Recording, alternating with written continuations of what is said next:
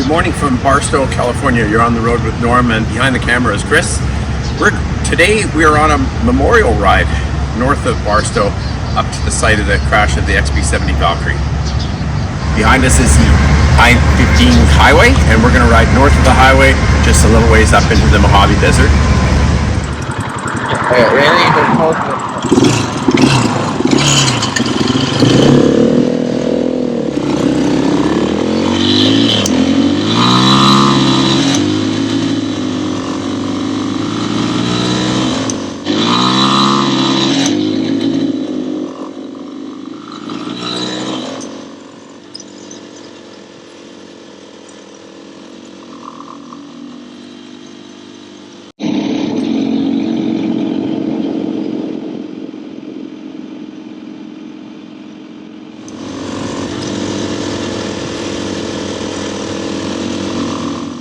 Today's ride takes us north of Barstow, California into the Mojave Desert. We are looking for the memorial sites of a sad, tragic event in aviation history. On June the 8th of 1966, a 5-ship airplane formation was staged for a publicity photograph.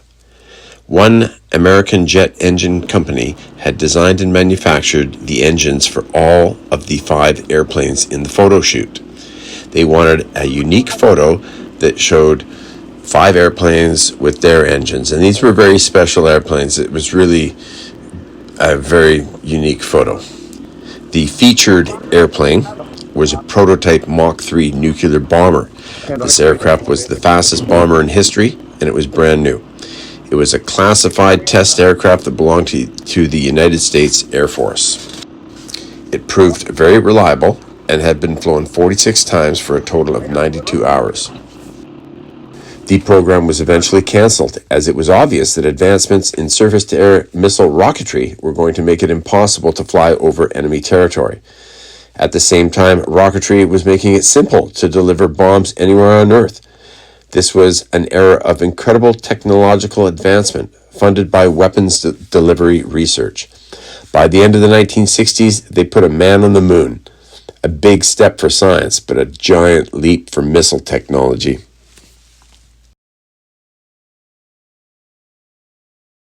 We're here.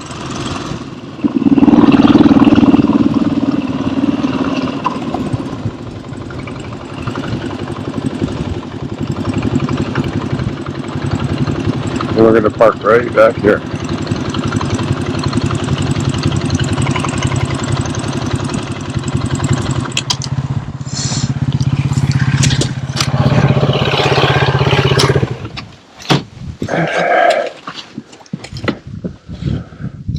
Oh, look at the flag, needs to be replaced.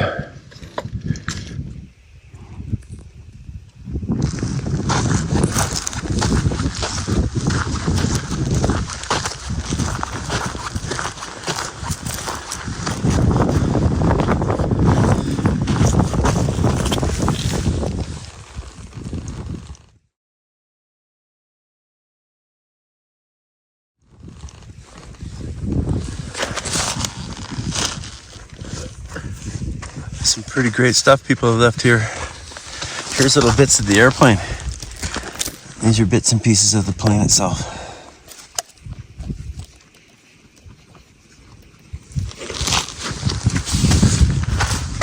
You can leave them a drink if you want.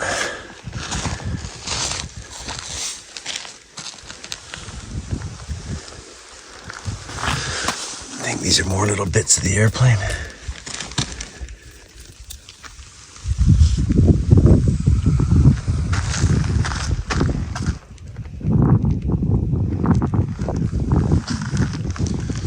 Somebody welded up a little Valkyrie.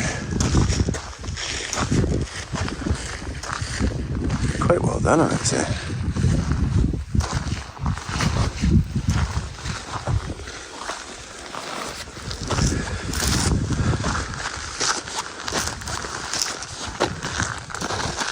This is right where she landed. She landed right along here. She landed right along here, facing like this. She came from that way. The accident happened at 25,000 feet, right about there. Joe Walker's plane is back that way. So this is a memorial. We pay our respects to Major Call Cross. He was in the airplane when it impacted here, and it impacted right here like this. If you walk around here, you can see, you'll find quite a few little pieces, lots of rivets and little screws, thingy attachments. You can see little bits of white fiberglass type material that was, the aircraft was covered in composites. The Edwards Air Force Base is right over there, and that's where they were going. They were on their way in, and the accident happened. Oh look, there's a jet up there right now. But the accident happened up that way. The accident happened at 25,000 feet, probably just a few miles back that way, and the F-104, it went down it exploded right away, and it's back there. Pretty sad spot, pretty sad to be here. It's for me, a ride like this, coming to a place like this, it's not just a memorial for what happened here. It's more of there's a bigger picture. This is a memorial for me of the whole sense of all the programs that were all designed for the safety of all the people of North America. A lot of lives were lost in all of it, in all the efforts, and that's what freedom isn't free. So there's quite a bit of information on this day and the thing that they were doing when the accident happened, and there's quite a few websites. The one that gives a really good full description of the whole thing is called Roadrunners International, and they've got some really, first they start off with all the US Air Force photos. These are public domain US Air Force photos. They don't have any video of this accident happening. They had finished doing a whole bunch of video filming. They were using actual film cameras back in those days, so you couldn't just go forever like the video digital data like we do today. So filming had stopped. There was an individual inside the Learjet that was shooting stills when the accident happened. He was able to grab a camera and just start snapping off shots from the side window of the Learjet, and all that became U.S. Air Force domain photos, and that's what these are here. But the whole stories of the whole thing is explained. The aircraft is shown in a flat spin going down. The impact site is shown. The whole horrible thing that happened to Joe Walker is described in here. It's a very long set of paragraphs of all this. It's just great detail. There's pictures in here now that are from Tony Landis that show this crash site, and as a matter of fact, I'm currently sitting on this. If you pan the camera this way, and like you can see, I'm sitting on the remains of a Joshua tree that is in these photos. So here I am, how many years later? 70 years later, and like a piece of history.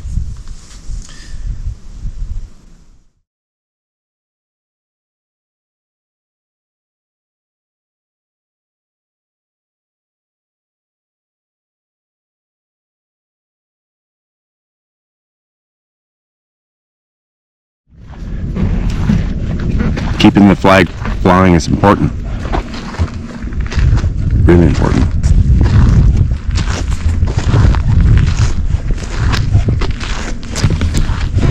By the way, somebody made a campsite back there. Oh, a campfire rig. People come here a lot.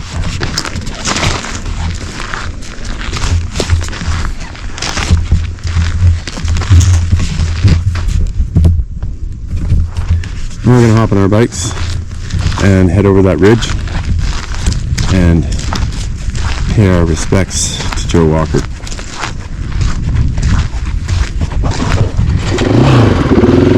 There we go.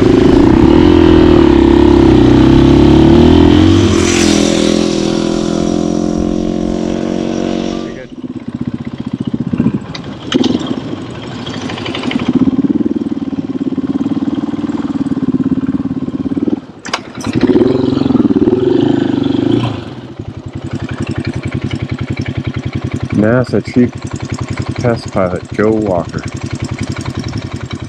Let's go around the corner. It's up there, and it'll be on your left.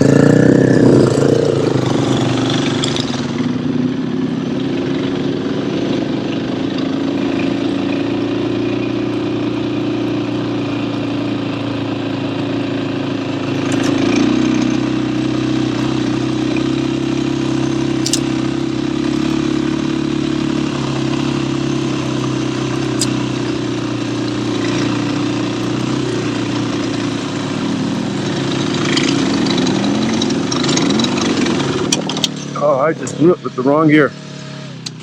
Wow, wow, wow.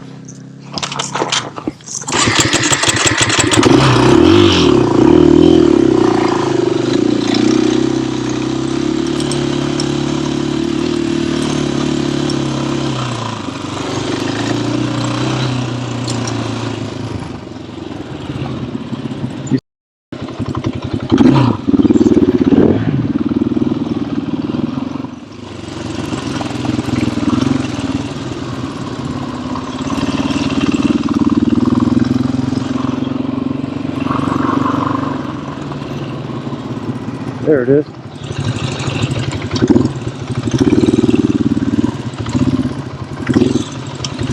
Don't go up there. Moses, turn around down here. Is there any shade around here?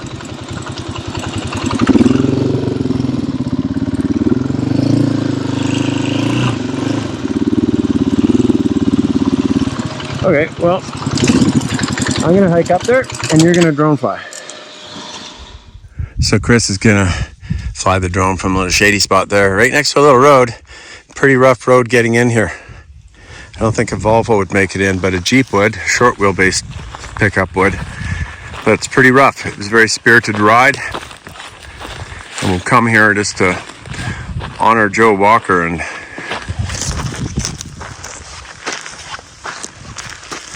it sure was a ride in. But this is where the front piece of the aircraft broke off. And Joe was killed instantly, and he came down here.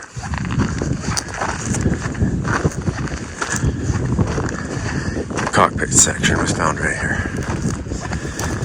And he was NASA's chief test pilot. I don't know what this tank is. It's not from the airplane.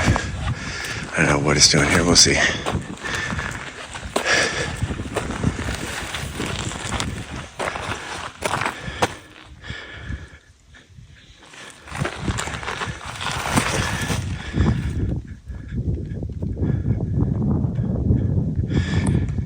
They do seem to have little pieces of the plane.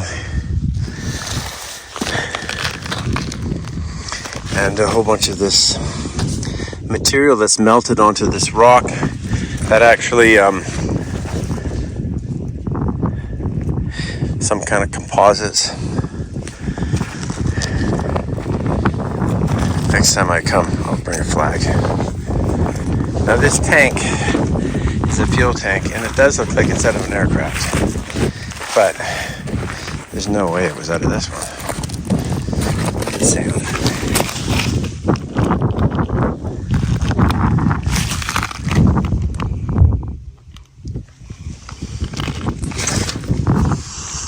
Mil spec. This tank has not been in any kind of a crash or a fire, so it wasn't a part of this.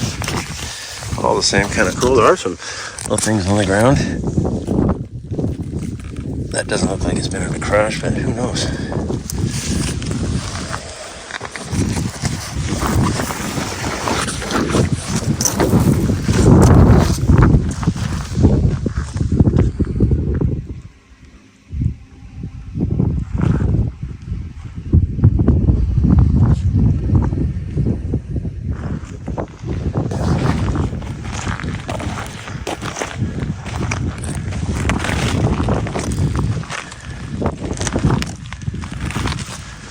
I think somebody put a bottle opener on the back of this.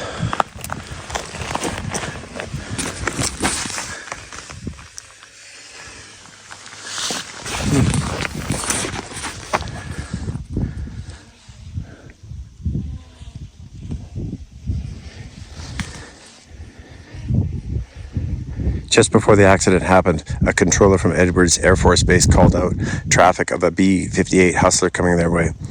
Other pilots in the formation called out that they had the traffic in sight, but Joe Walker didn't. There was speculation that his attention was wavered to the traffic in front of him, and he drifted too close to the Valkyrie, and the Valkyrie's immense wingtip vortices just grabbed his plane, his small little plane that must have been getting low on fuel. He was heading into base, and it just grabbed it and flung it through the air into its own right vertical stabilizer, turning the aircraft sharply across the left vertical stabilizer, where Joe Walker's F-104 was cut in half. Well, not in half, the front cockpit section was ripped off, killing Joe instantly. And that landed here.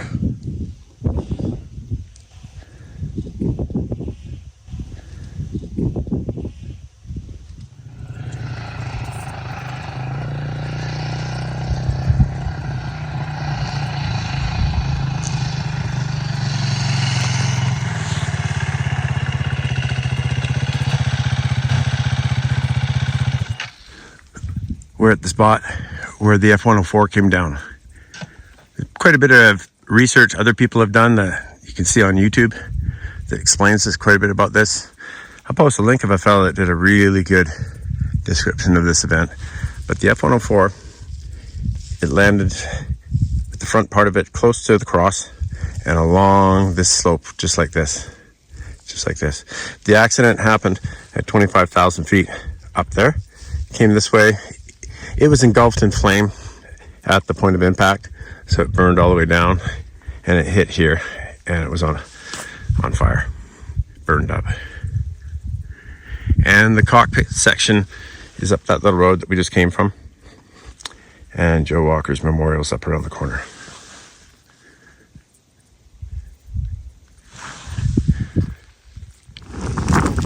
Chris is bringing the drone back down.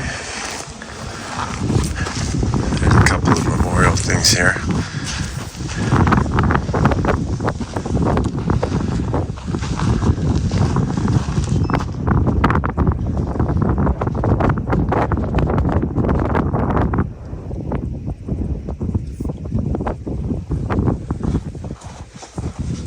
Well, this looks like it could be redone.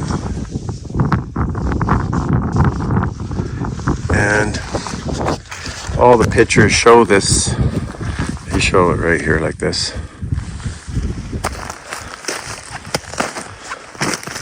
And I mean, you just look down on the ground and there's a bit of melted aluminum right there. There's little bits everywhere. Just right in front of you. Sitting right here.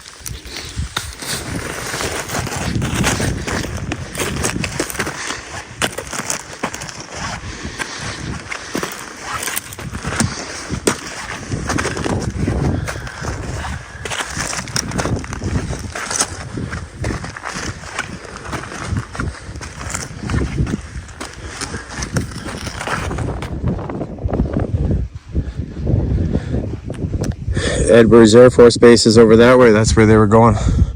They were done for the day going in.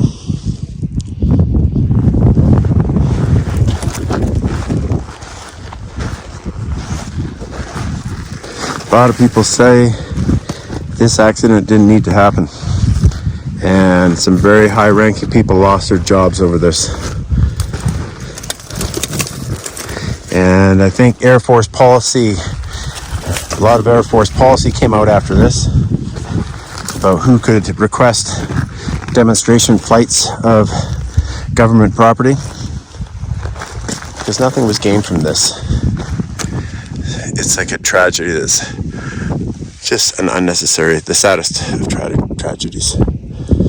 And two incredibly fine men lost their lives. So we're here today in memory of them, in honor of them, pay our respects, and ride on out of here.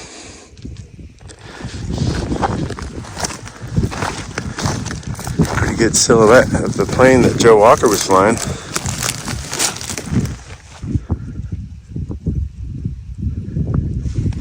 Thank you for the person that did this one. Here's a great permanent memorial. And if anybody wanted to come along and repaint this silver, that would be honorable. If anybody wanted to come along and put the actual designation of that aircraft on it, because there is one, that would be honorable.